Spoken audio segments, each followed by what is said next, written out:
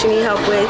Miss Jackie, like, she really does help a lot. She asks you questions and makes sure that everything is okay with you. And one thing I noticed that she did was letting one of the classmates bring a kid to the class, a baby. I've never seen that before. That was awesome. So they really do everything in their power to help you get to your goals. And I'm really grateful that I chose this school to be, to get experience with, basically.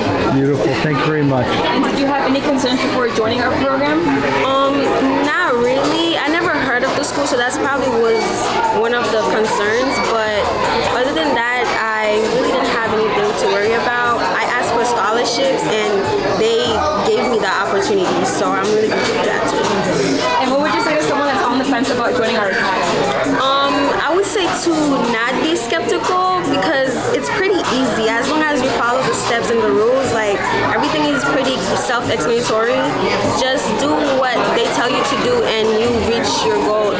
Very easy. So I'll say just take it and just take the chance and do it. Beautiful. Thank you so much.